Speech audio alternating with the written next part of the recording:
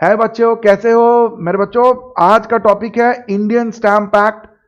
Indian stamp act यानी stamp, यानी हम बात कर रहे हैं एक गवर्नमेंट की रेवेन्यू के सोर्स की। रेवेन्यू की जब बात करते हैं तो हम बात करते हैं गवर्नमेंट की कमाई। अब गवर्नमेंट टैक्स लेके कमाती है, चाहे वो डायरेक्ट हो या इनडायरेक्ट हो, लोकल टैक्सेस हो, सेस हो, जो भी। उसी तरीके से एक बहुत बड़ा भंडार है, कुबेर का भंडार जैसा कमाई करने का तरीका, वो है इंडियन स्टैंप। इंडिया में स्टैंप ड्यूटी कलेक्ट की जाती है गवर्नमेंट के द्वारा, सेंट्रल लेवल यानी यूनियन लेवल पे, as well as state level पे यानी लोकल लेवल पे। अलग अलग कैटेगरी में रेवेन्यू कलेक्ट किया जा रहा है। कई कई सैकड़ों सालों से ये रेवेन्यू कलेक्ट किया जा रहा है। इनफैक्ट एक्ट कब आया? 1899, यानी अंग्रेजों के टाइम से ये प्रोविजन चला आ रहा है और इंडिया में as it is post independence भी इस कानून को चलने दिया गया।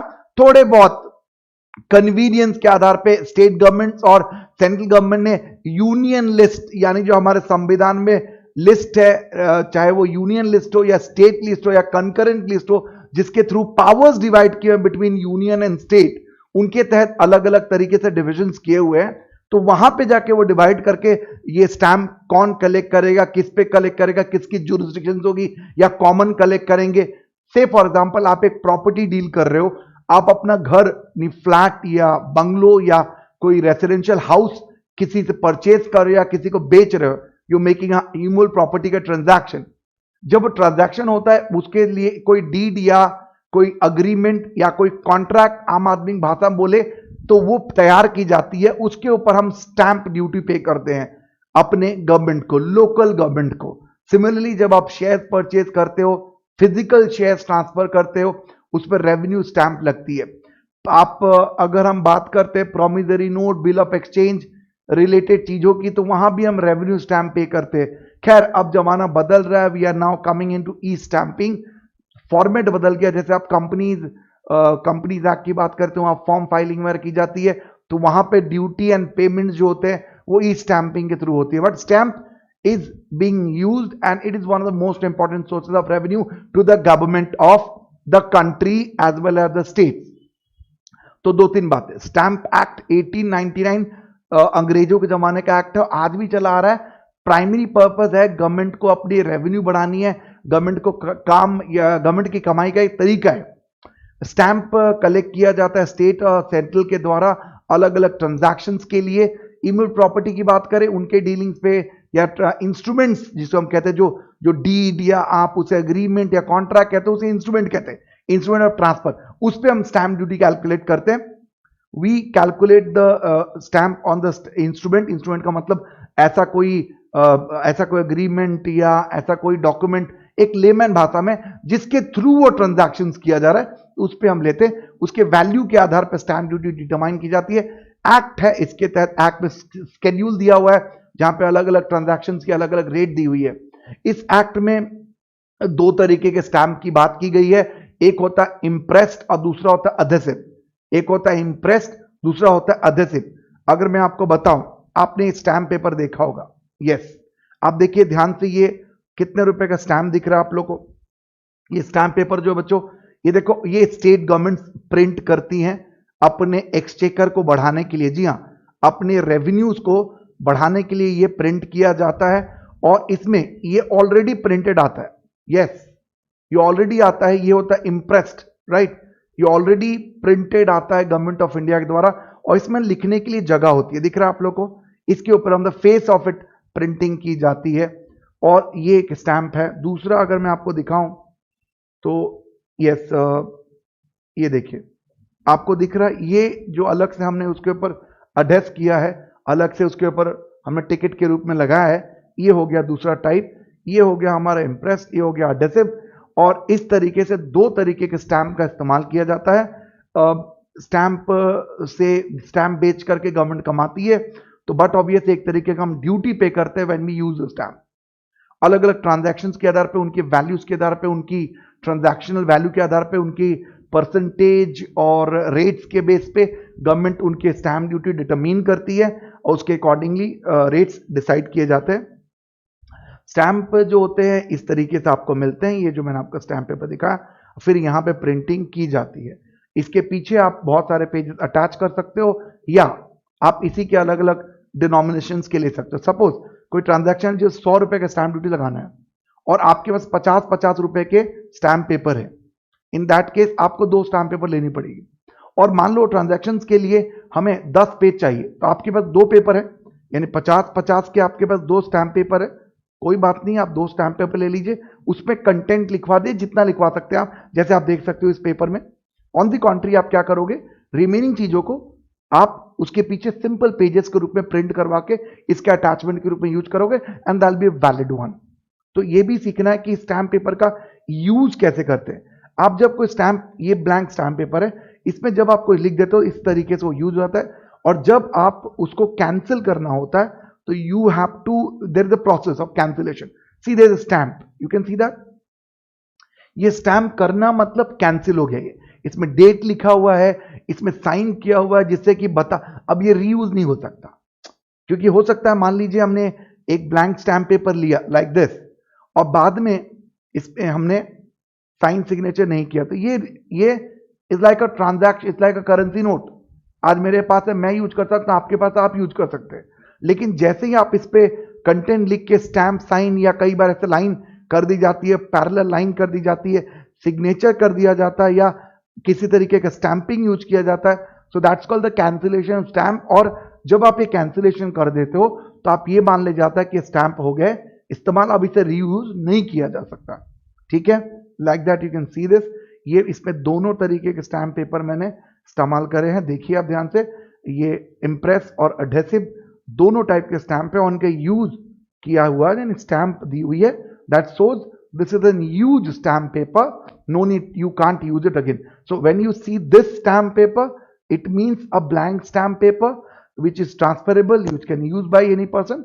Now when we go on this papers, you see the stamps are properly used or cancelled. Now it cannot be have a you can say reuse नहीं हो सकता इसका, that's for sure. तो ध्यान रखिएगा, stamp duty is very important aspect of the government.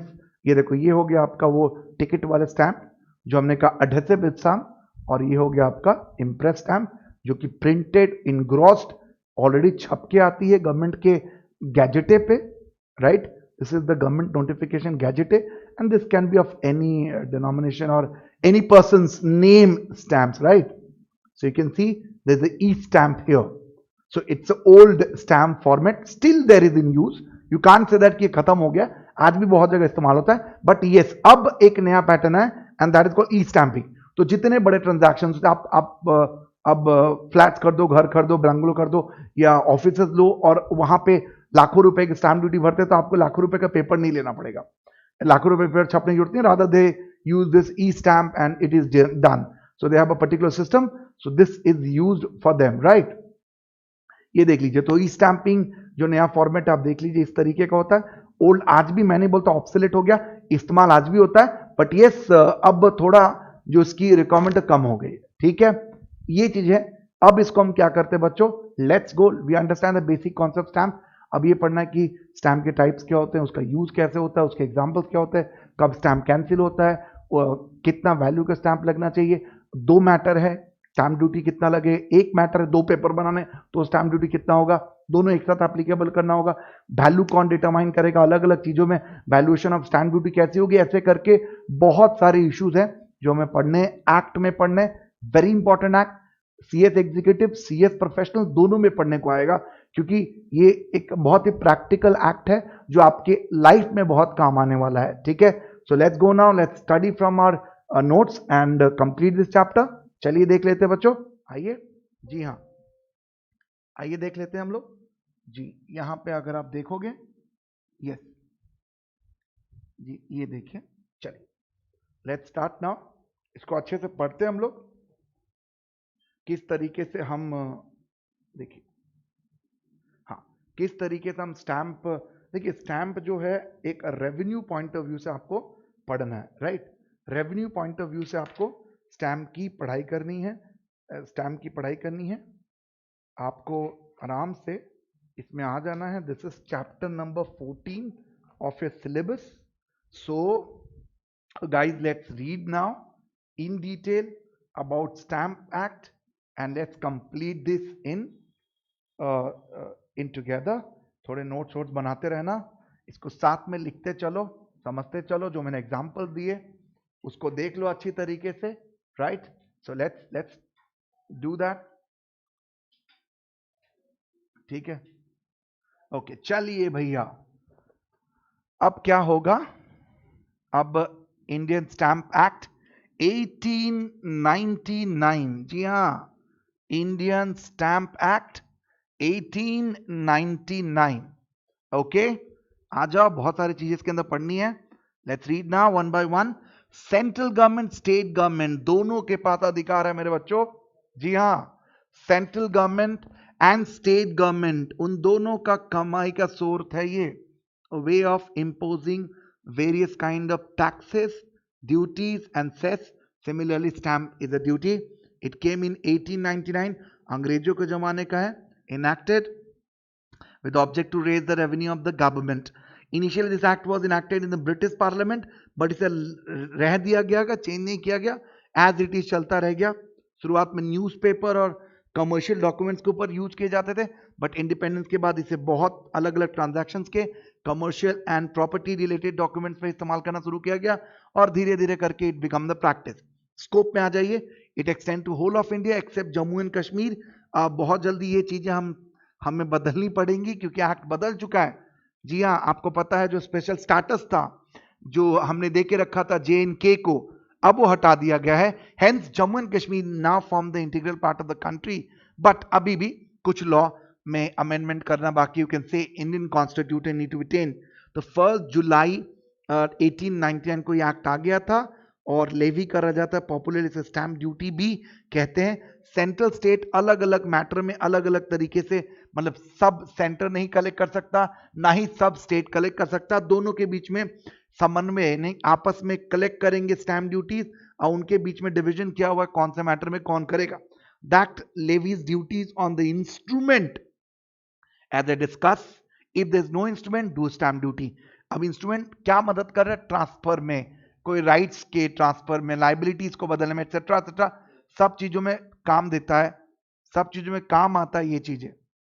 Okay, now सब चीजों में काम आता है, ठीक है। नाउ आइए चलिए ट्रांजैक्शंस में, not on transaction but on instrument, remember.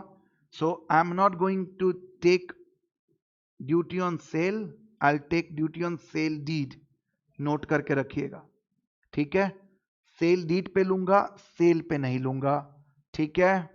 आइए now powers, instrument, list of instrument, central union list के तहत मैंने बताया कॉन्स्टिट्यूशन ऑफ इंडिया में लिस्ट दी गई है, union and state list, list 1 list 2 भी कहते हैं इसे प्यार से।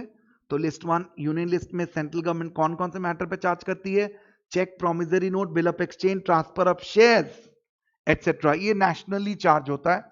इस पे ड्यूटी, स्टैंप ड्यूटी जो है सेंट्रल गवर्नमेंट चार्ज करती है, जबकि transfer of immovable properties like execution of sale deed and agreements in the local status charge by the state government, उसमें ड्यूटी जो होती है वो स्टेट गवर्नमेंट कलेक्ट करती है। Power of parliament to impose stamp duty, मैंने आपको ऊपर बताया। सेकेंड पैराग्राफ पढ़िए, यहां लिखा हुआ है the other stamp duties rates prescribe by the parliament, prescribed by the Parliament, Indian Stamp Act 1899, that is stamp duty on the agreements, affidavits, article of association of a company, partnership deed, lease, mortgage powers, attorney, power of attorney बोलिए, security bond etc. are valid only to the union territories। यानी ये देखिए ध्यान से, यहां लेती है central government, but बच्चों ओनली यूटीज में, स्टेट गवर्नमेंट्स में नहीं। स्टेट में कौन ले सकता है इन सब पे? स्टेट गवर्नमेंट, ये जो ऊपर वाली लिस्ट में काम आता है, लेकिन नॉर्मल कैटेगरी में यूटीज में ये सभी चीजें सेंट्रल गवर्नमेंट के खाते में जाएगी। यानी यही चीजें नॉर्मल स्टेट में स्टेट गवर्नमेंट लेगी under union list, under state list 2, लेकिन यूटीज में, यूनियन टेरिटरीज में ये कौन लेगा? Central government. ये पार्लियामेंट के पास पावर है। Power of state legislative to levy stamp duty, yes, मैंने बताया आपको union list team, list number 2 state government charge कर सकती है if there is a conflict, ये पॉइंट अच्छा है। अगर सीजी और एसजी, यानी अगर सेंट्रल यानी union list and state list में प्रॉब्लम हो गई तो कौन जीतेगा? Central government, union shall prevail. ये आप जानते हो। अगर रूपानी जी मोदी जी में आपस में बातों में टकराव हो गया तो फिर वो बात कौन जीतेगा? मोदी जी मित्रों, ठीक है ना। CG is a big authority then the state government. आइए next is powers of legislation. Union list, state list पढ़ चुके हैं आप लोग, कौन कौन सी चीजें हैं आप देख लो। Bill of exchange, cheque, transfer of shares and other instrument. जल्दी जल्दी से देखो, जो हमने पढ़ा वही लिखा है क्या? स्टेट लिस्ट में क्या लिखा हुआ है आप देख के बताओ मुझे फटाफट, क्या आपको पता चल रहा है? अदर इंस्ट्रूमेंट मैंने बताता हूं, यूटी वाली बात देखो, वही यही यूटी वाली बात नॉर्मल में स्टेट गवर्नमेंट के अधिकार में आता है, लेकिन बिकॉज वो यूटी है तो किसके अधिकार क्षेत्र में आएगा? सेंट्रल गवर्नमेंट के।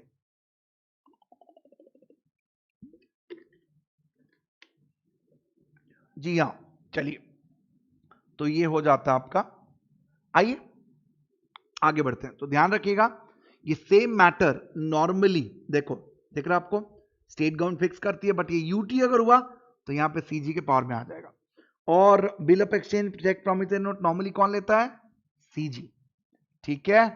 आइए stamp, stamp means and include the mark. क्या बोल सकते हो स्टैंप में? क्या क्या चीज आ सकता है? मार्क आ सकता है, सील आ सकता है, एंडोर्समेंट आ सकती है। ऑफ कोर्स हमने एग्जांपल देखे, हमने उन सब के इमेजेस देखे हैं।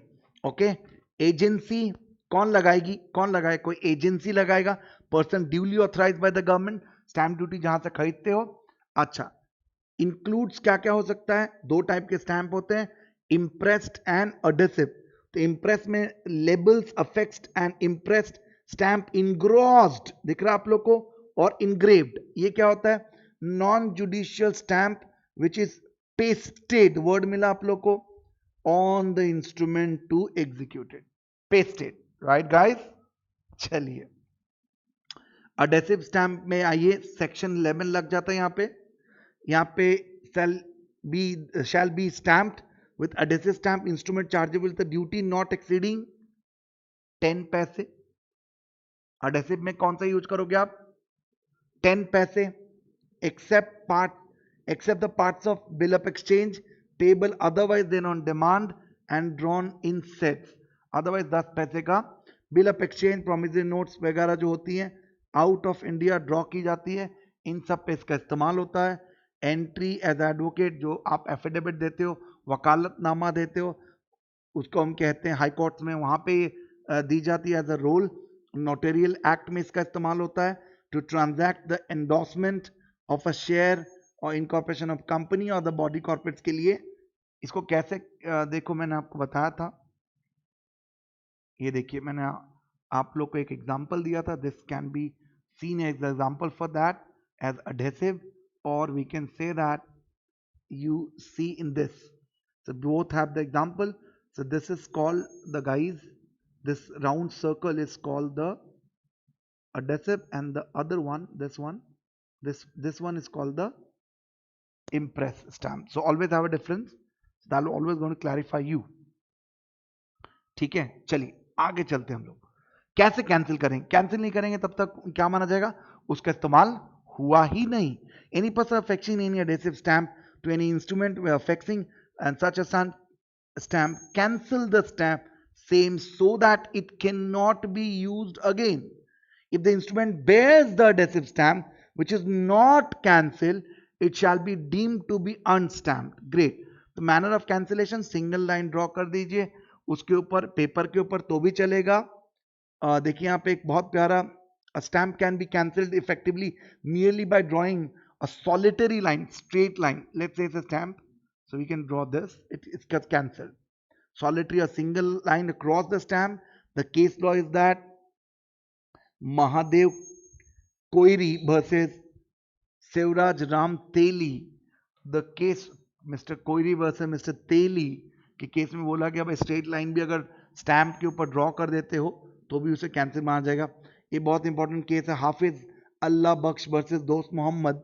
The case talks about, it was held that if it is possible to use a stamp even after drawing the line, it will not be considered as an effective cancellation. मतलब if it is it was held that if it is possible to use the stamp, now you tell me.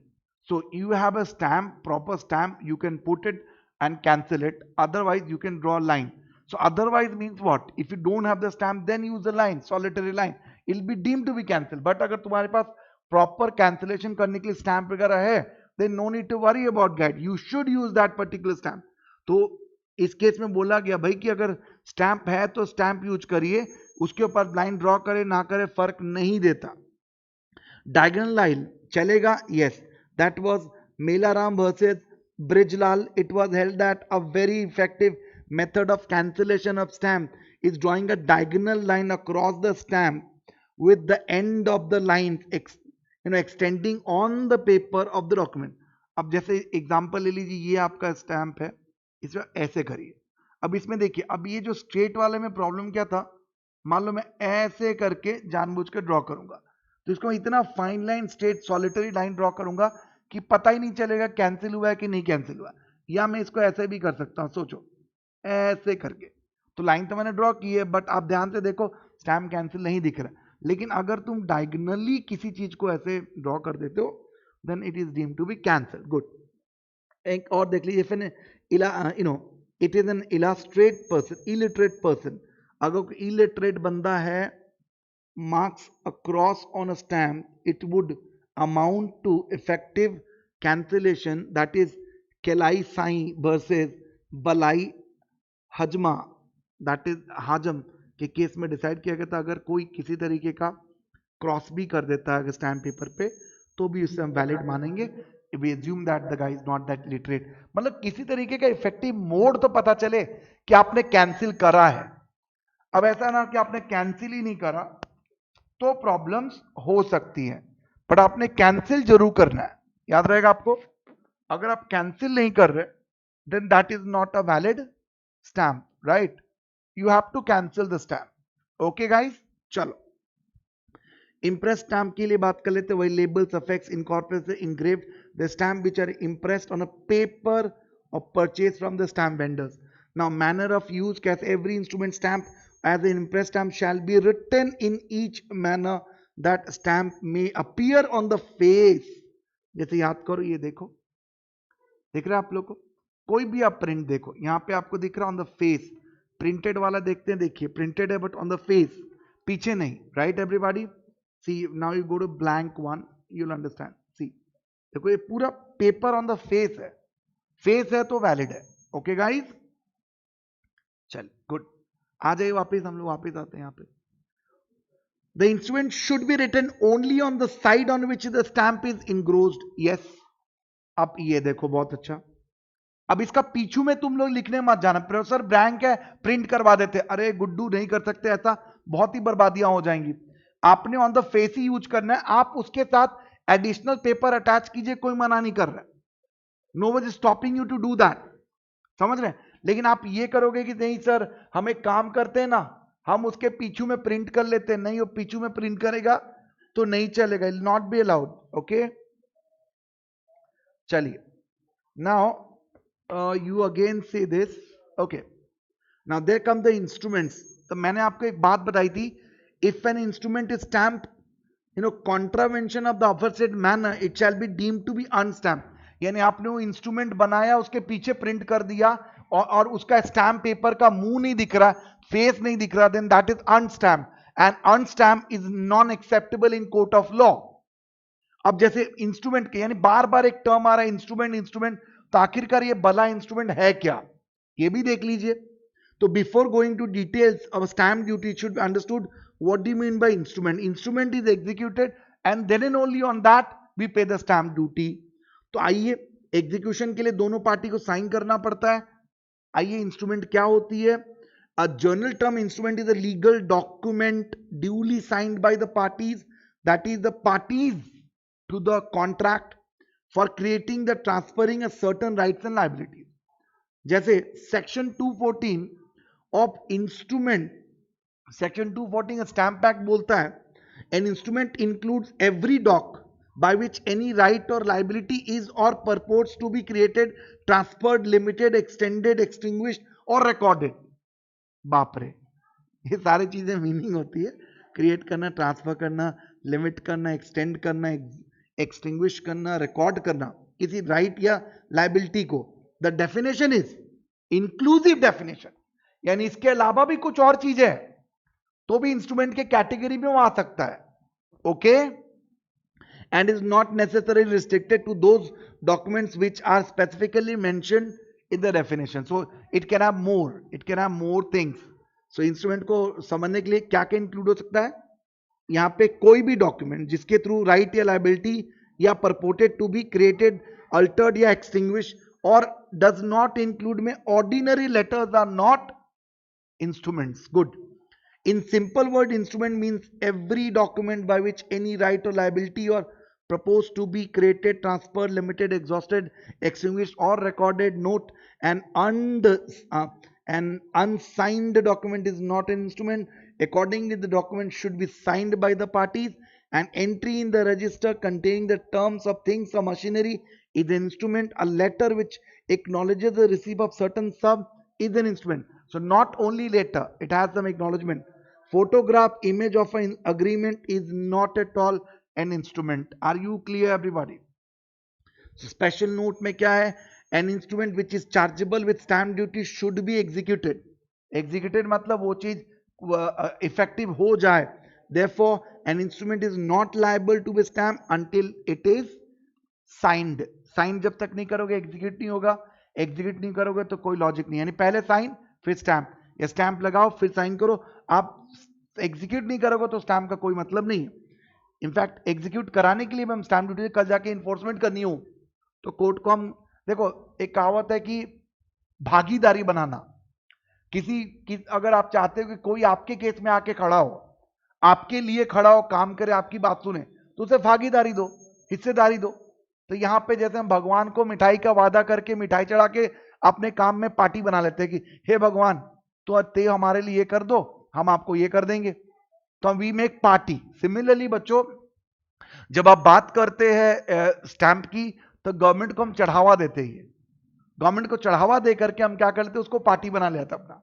एक बार party बना लिया फिर government बेचारी गई है ना, कल जाके डिस्प्यूट होगा तो गवर्नमेंट को बोलेंगे भैया आपको हमने स्टैंप दिया है, अब केस हमारा लड़ो। कई बार सुनते होगे फलाना versus state, because of that party बनाया ना इनको हमने। Executed means a signed document, याद रहेगा। Instrument with chargeable stamp duty is executed. Okay, execute means signature, hand signature includes mark of, अच्छा इलिटरेट पर्सन है तो सर अरे थंब इंप्रेशन भैया, थंब इंप्रेशन, लेफ्ट अंगूठा पकड़ के लगा दो, वो भी साइन ही हुआ, बट वो कब, जब आप कोई इलिटरेट पर्सन की बात कर रहे हैं तब। Instrument chargeable to stamp duty, चलिए अभी बहुत प्यारा है, सेक्शन नंबर 3 कहता है कि भाई स्केड्यूल में जितना भी आइटम है ना, schedule 1 of Indian stamp act 1899, जितना भी आइटम लिखा हुआ है उन सबको हम क्या करेंगे, चार्जेबल विद स्टैंप ड्यूटी होगा। Like agreement, affidavits, articles of association, bill of exchange and blah blah blah blah. मतलब ये लिस्ट आपको पहले बोला था मैंने, इंक्लूसिव लिस्ट है, ये लिस्ट बढ़ सकती है, घट नहीं सकती। तो गवर्नमेंट अपने हिसाब से ये लिस्ट में बदलाव करती रहती है और अलग अलग आइटम पे अलग अलग तरीके की ड्यूटी लगाती है। वो आपको याद नहीं करना है, आपको इतना याद रखना है कि स्केड्यूल 1 में अगर कोई आइटम है तो वो चार्जेबल टू स्टैंप ड्यूटी है। प्री रिक्विजिट्स क्या होने चाहिए स्टैंप ड्यूटी चार्ज करने के लिए, इंस्ट्रूमेंट का मेंशन होना, कहां पे मेंशन होना, स्केड्यूल 1 में, याद रहेगा। अच्छा एक सिंपल बात, अगर कोई स्केड्यूल 1 में नहीं है तो छोड़ दो। आ जाओ एग्जांपल देखो, instrument should be executed in India, second condition. अब इंडिया के बाहर एग्जीक्यूट हुआ तो इंडिया में क्यों स्टैंप लगेगा, सीधी बात है। हमारी law obviously it applies to whole of India, it applies to whole of India, right. चलिए इट अप्लाइज टू बच्चों whole of India, hence applicability India की ही होगी। Bill of exchange, promissory note drawn और made out of India but accepted और paid, presented for payment और indorse और transfer और अदरवाइज नेगोशिएटेड इन इंडिया, हुआ कहीं और बट कहां के लिए हुआ, भारत के लिए हुआ। एक कहावत है, हमारी मिट्टी जब बुलाएगी तो घर आजा परदेसी तेरा देश बुलाए, और जब देश बुलाए तो स्टाम्प साथ में आपसे लेके जाए। तो ध्यान रखिएगा, इंडिया का बात आएगा तो देश में आओगे तो टिकट लग जाएगा भैया। Every instrument which is executed out of India and relates to any property situated in India, keyword, received in India, keyword, an unsigned document is not an instrument, hence कोई कहानी नहीं है स्टैम्प ड्यूटी की। Photography और copy of instrument is also not an instrument, hence कोई कहानी नहीं है उसकी, किसकी, स्टैम्प की। थी ये दोनों पॉइंट बड़े इंपॉर्टेंट है। ये दोनों पॉइंट में ये बता रहे कि आपको स्टैम्प ड्यूटी नहीं लगेगी because they are not an instrument at all, और no instrument no stamp duty, let's make it very clear. ठीक है जी, चलिए, instrument chargeable to stamp duty, instrument exempted. तो आपको बोला एग्जीक्यूटेड इन इंडिया, पॉइंट देख लो, इंस्ट्रूमेंट कहीं का भी हो but related to India, bill of exchange etcetera, promissory note, instrument on behalf on favour of government. अब गवर्नमेंट अपने आप से तो ड्यूटी लेने से रही, bill of exchange etcetera etcetera etcetera. Ship दिख रहा आप लोगों को, आउटसाइड इंडिया कोई शिप या वेसल है उस पर नहीं लगेगा। Instrument executed on behalf of the और any developer in SEZ, special economic zones 2005 की एक्ट है ये।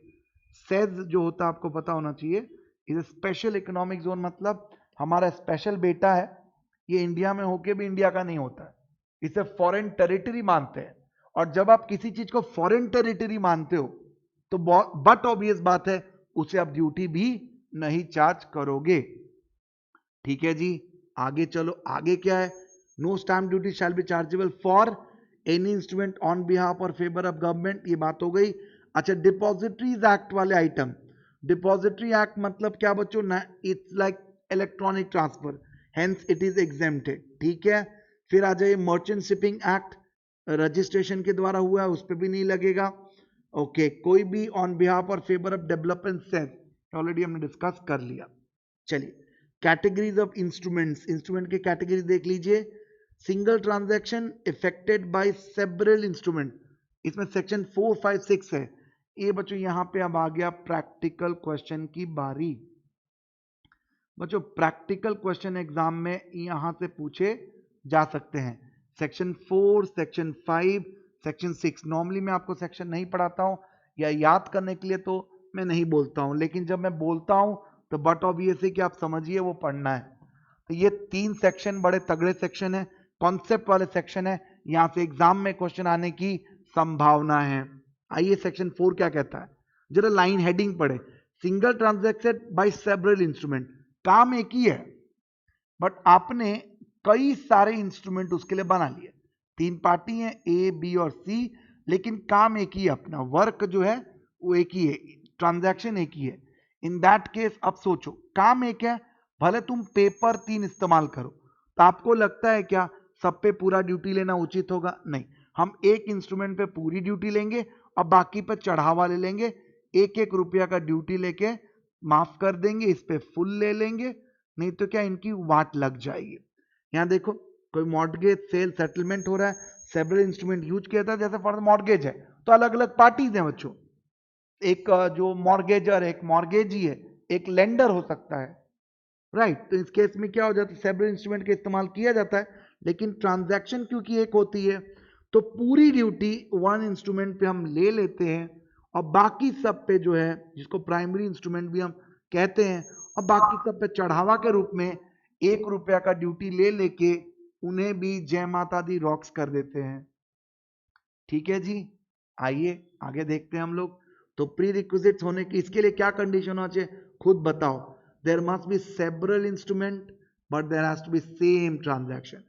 The transaction relates to sale, mortgage or settlement, because these things can be done. If they're different matters, they don't fall under that category. तो principal instrument को पूरा duty लो as पर schedule 1, additional instrument को 1 रुपए का चढ़ावा। एक दो एग्जांपल है, एक पढ़ के देखते हैं। Mister A wants to sell his property but to effect that sale he needs to consent his mother, then sale deed being the primary instrument chargeable with full stamp duty as per schedule 1 and consent जो उसकी मदद से आपने लिया, जो कि इस transaction का हिस्सा इनडायरेक्टली है, वो सब्सिडरी इंस्ट्रूमेंट हो गया, हेंस क्योंकि सेटलमेंट उसके हिसाब से करना था, उसको 1 रुपया का लेंगे, बट सोचो दोनों पे बराबर का ड्यूटी लेंगे तो वाट लग जाएगी। ऑलराइट, चलिए दूसरा आप खुद कीजिए, होमवर्क है आपके लिए, सब मैं करा दूंगा तो फिर कोई मतलब थोड़ी है, बट कोशिश करना समझने का, बहुत इजी है वो। आइए, मल्टीफेरस इंस्ट्रूमेंट, अलग अलग मैटर, वर्क अलग अलग, लेकिन इंस्ट्रूमेंट एक अच्छे। तो वर्क 1, वर्क 2 एंड वर्क 3, लेकिन इंस्ट्रूमेंट एक है। चालूगिरी है, ये तो चालूगिरी है भैया। तो क्या करेंगे, the instrument termed as multifarious instrument. इस केस में हम क्या कर लेंगे भाई, हम इस केस में इंस्ट्रूमेंट को एक टोटल करके जो टोटल आएगा उस पे ले लेंगे, यानी we'll charge the duty, amount payable is in aggregate, याद रहेगा आप लोग, एग्रीगेट पेबल टोटल पे ले लेंगे। एक एग्जांपल भी यहाँ पे दिया हुआ है, बहुत प्यारा है, आइए करते हैं। If a person delegates his power to both personal capacity as well as to the capacity as a trustee, the instrument will be chargeable to aggregate of 2 powers of attorneys, एक पर्सनल कैपेसिटी वाला, personal power of attorney, और दूसरा as a trustee वाला। As बंदा एक ही है, mister x को 2 power मिले, मिस्टर वाई का भी मिला और एक ट्रस्टी जेड का भी मिला, बट काम एक ही है। इन दैट केस उसको क्या किया जाएगा, आइए, the 2 powers attorney as in the eyes of law, personal capacity is different from his capacity, तो दोनों का जो ड्यूटी होगा वो दोनों का टोटल आपको पे करना पड़ेगा। Lease of a joint tenant will not attract to section 5। Joint tenants, tenancy एक अग्रीमेंट है, भले टेनेंट 2 है, टेनेंसी अग्रीमेंट एक है, इसलिए उसमें एक ही ड्यूटी लगेगी। अग्रीमेंट कंटेनिंग 2 कोवेनेंट्स, कोवेनेंट्स का मतलब किस तरीके की क्लॉज या conditions, making certain properties chargeable in the first instance and creating a charge over certain properties if the first mentioned properties are found insufficient does not fall within section number this, because फिर वो 2 नहीं हुए, 1 हुए ना।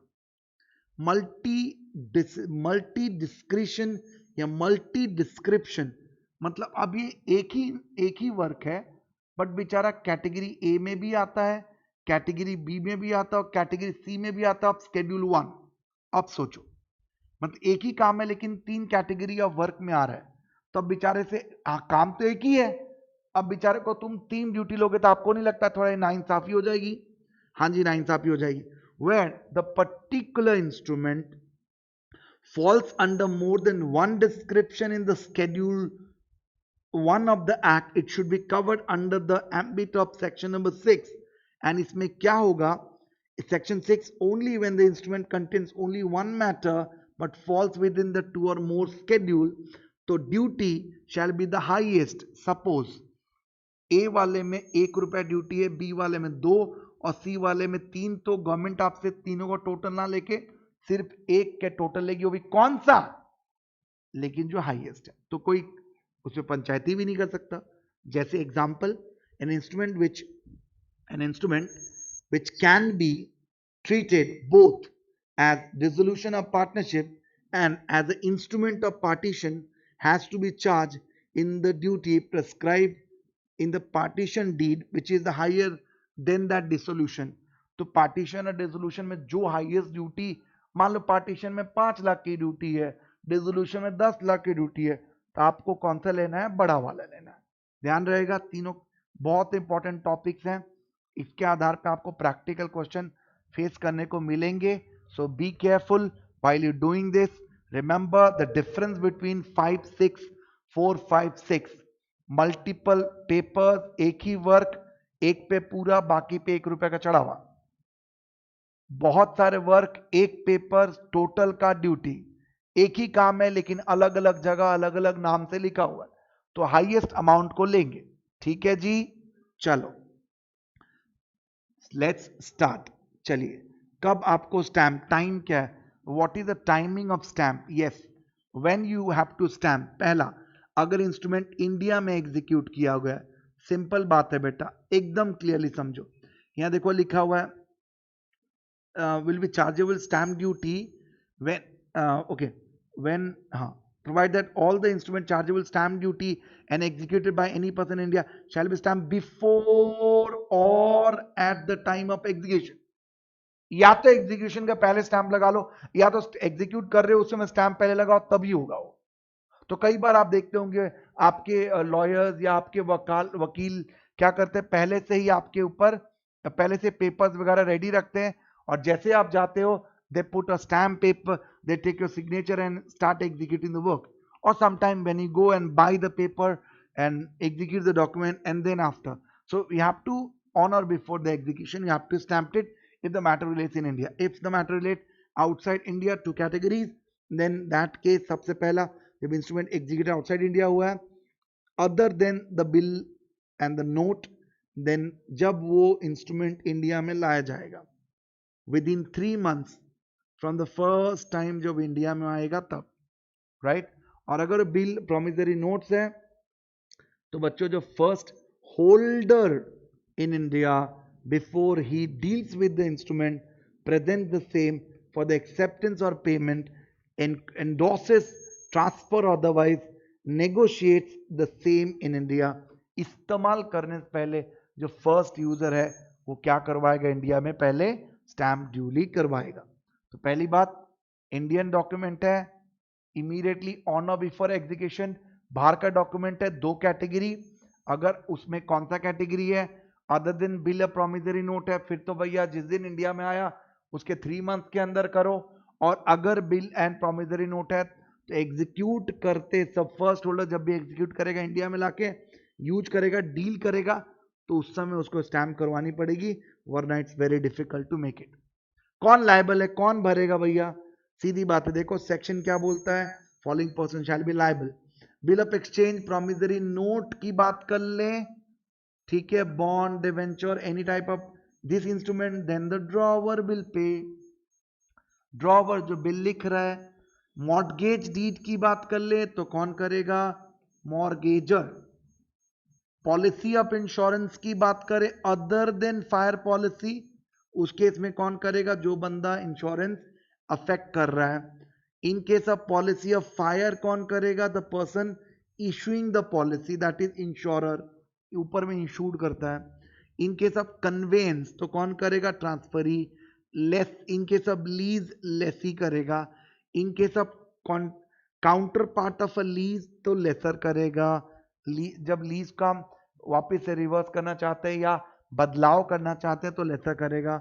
इन case of instrument of partition then the parties thereto shall be respectively liable to pay the stamp duty respectively.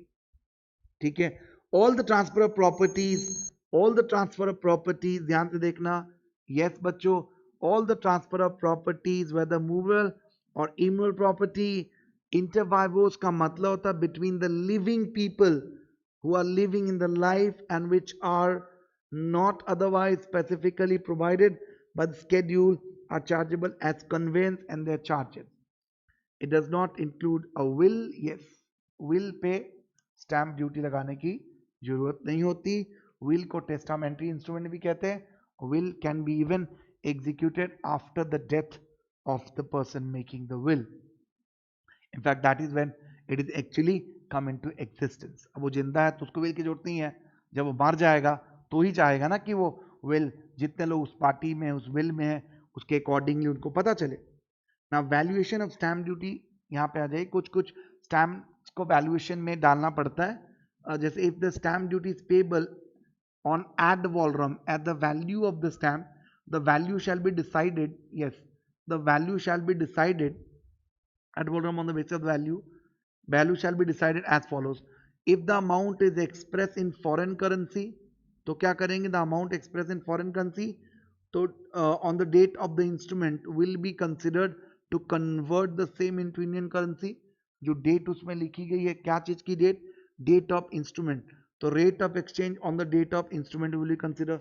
The rate of exchange as notified by central government shall be use for this purpose. Normally RBI भी जारी करता है rates, वो नहीं लेंगे, CG वाला लेंगे। Example, if machinery purchase किया आपने $40,000 का, the rate of exchange notified by central government is let's say 70 rupees a dollar, then the value on the stamp duty will be kitna? 40,000 into 70 bucks, that is 28 lakh rupees, and on that the duty shall be levied. The value of the stocks and marketable securities, वहां पे ये कैसा कौन सा बच्चों, जो foreign currency में था. अब वॉल्यू मार्केटेबल सिक्योरिटी में क्या लिखते, will be calculated on the base of average price of the value as on the date of the instrument. In case of share transfer, stamp duty is paid on the market value on the date of the instrument, and instrument contains the current market price and the stamp accordingly it shall be presumed until the contrary is proved कि वो current market price उसकी value है और उसी पे duty लिया जाए. कुछ बातें ओके अगर फिजिकल शेयर्स हैं stamp duty chargeable at the time of allotment or and transfer. In case electronic shares that is demat stamp duty is payable only when the issuers allotting shares to the depository. Depository के through transfer के लिए कुछ नहीं लगेगा. जब depository को allot करते हैं तो उस एग्रीमेंट के तहत स्टैम्प ड्यूटी देनी पड़ती है.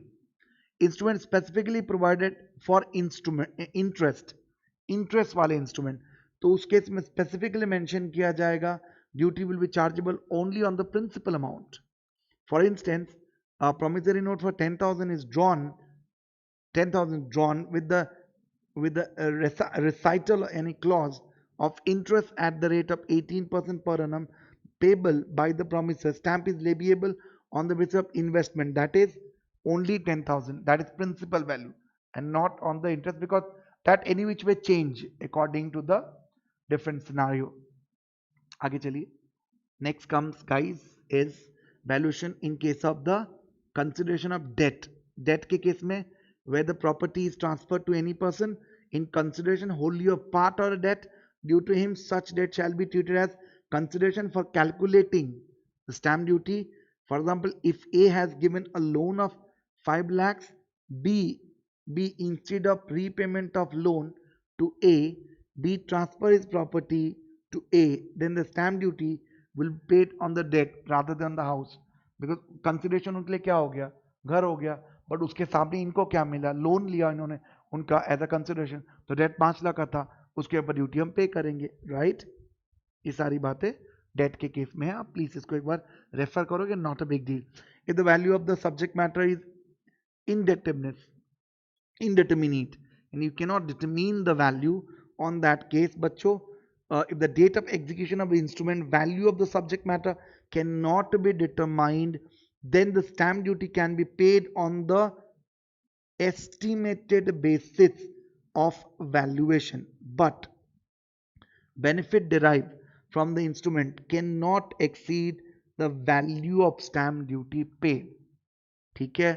Valuation in case of attorney, sorry annuity guys, in that case valuation किस तरीके से लेंगे हम लोग, यहाँ पे देख लीजिए पीरियड ऑफ एन्यूटी और उसके हिसाब से total amount of annuity paid through the such period shall be consider as a valuation का base and accordingly.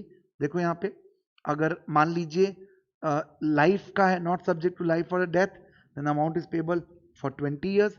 Subject to life or death, then amount is paid on 12 year basis.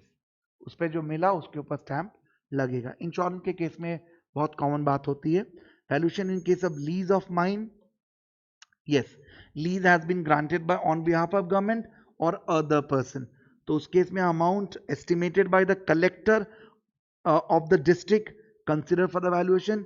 यहाँ पे amount of ₹20,000 per year will be considered as valuation and on that duty shall be charged.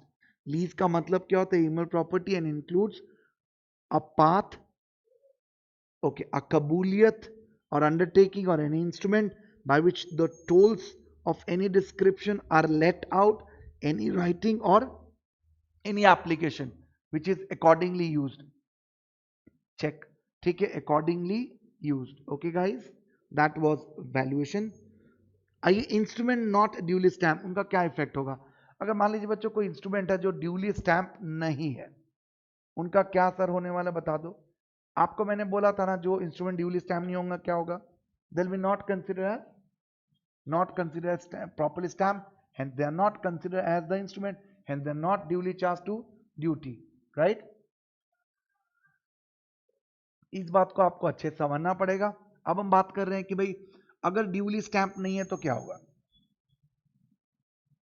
अगर कोई duly stamp नहीं है बच्चों, then duly stamp mean that a instrument bears an adhesive or impress stamp, whichever the type is, has not less than the proper amount, yes, the proper amount that should have been there.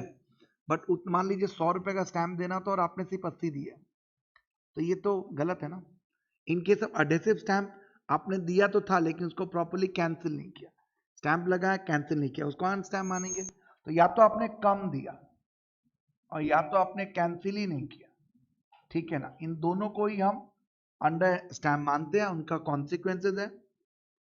Impressed है और उसको properly याद है जिस side में face होना चाहिए उस साइड आपने रिटर्न नहीं किया। फिर अगर stamp duty paid is not adequate, ये गलत चीजें हैं। अब इनके इंस्ट्रूमेंट नॉट ड्यूली स्टैंप का कॉन्सिक्वेंसेस क्या होता है, तो they are first of all they are not admissible as evidence in court of law. जी हाँ, they are not admissible in the court of law. एक, they are not admissible in the court of law, that is civil court या arbitrator या कोई other authority जैसे commissioner, जहां पे उसको लेकर के एग्जीक्यूशन किया जाएगा, वो चीजें कंसिडर नहीं की जाती, राइट।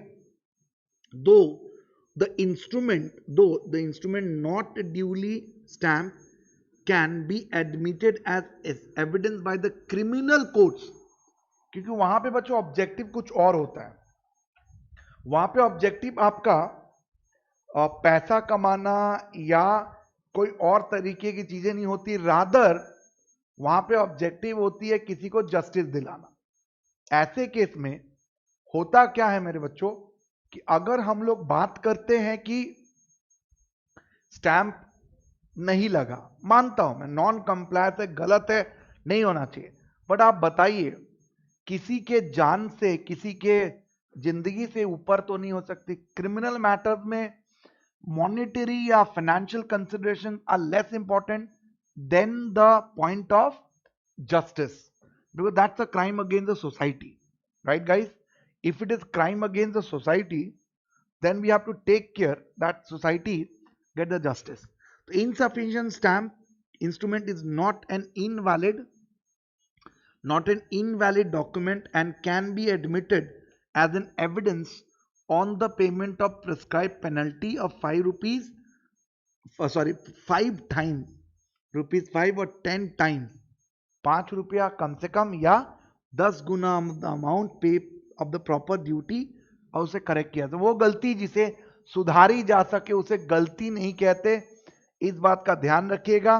ऐसी कोई भी गलती जिसे आप सुधार सकते हो उसे हम गलती नहीं कहते हैं। Unstamped receipts will be admitted as evidence on the payment of one as a penalty, and instrument executed on behalf of the government is admissible even without paying of duty. As you know that the government को duty pay करने की जरूरत नहीं है, government related या government को खुद को। An instrument which is not duly stamped can be accepted as evidence if it bears the certificate of the collector that okay, there were circumstances, we are allowing it. Admission of the instrument were not to be questioned. Section ऐसे कहता है where the instrument has been admitted as an evidence, such admission shall not be questioned at any stage of the same suit on the ground that the instrument is not duly stamped.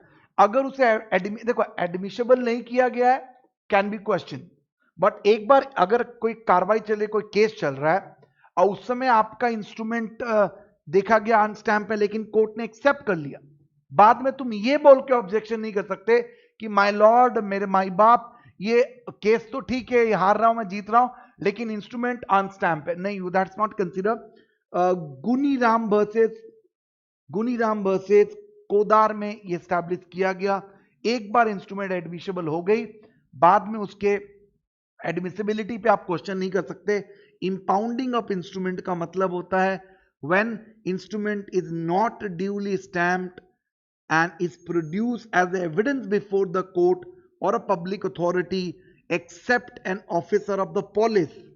Police के case में अलग होता है, तो उसे impound यानी उसे seize कर लिया जाएगा, कन्फिस्केट कर लिया जाएगा और हमेशा हमेशा के लिए ट्रेजरी में डाल दिया जाएगा. Right guys?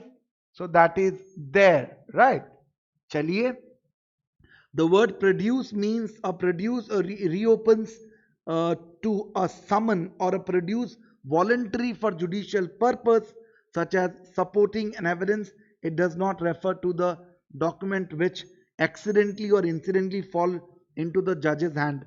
तो normally impounding कब किया जाता है? जब बच्चों से प्रोड्यूस करना था, आपने नहीं किया. Where the section has also provided that the instrument must be impounded before it can be admitted. ये हमने ऊपर भी पढ़ा. Original instrument after impounding has to be sent to the collector for report and he can charge the penalty and get it corrected. So there is no problem whatsoever. मतलब ऐसी कोई गलती जिसे सुधारी जा सके हम उसे गलती नहीं कहते हैं. ध्यान रखिएगा इस चीज को.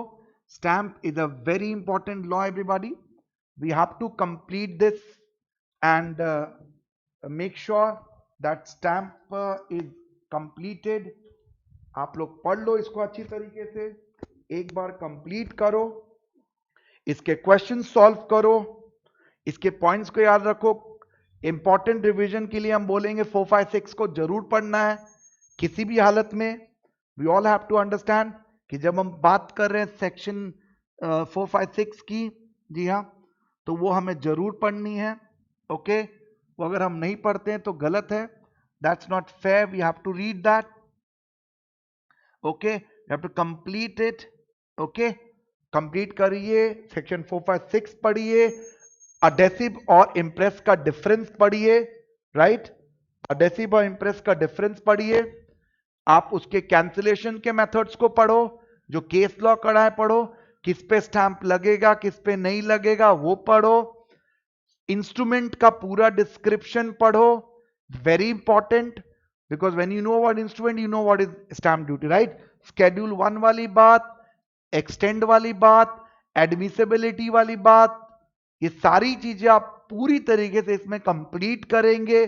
Very important. अगेन बोलता हूं, एग्जाम पॉइंट ऑफ व्यू से जीआईजीएल में आप इसको 10 नंबर तक का टारगेट लेके जा सकते हो. इसको अगर कॉम्बो करोगे तो इसके साथ हम पढ़ाते हैं आपको रजिस्ट्रेशन एक्ट.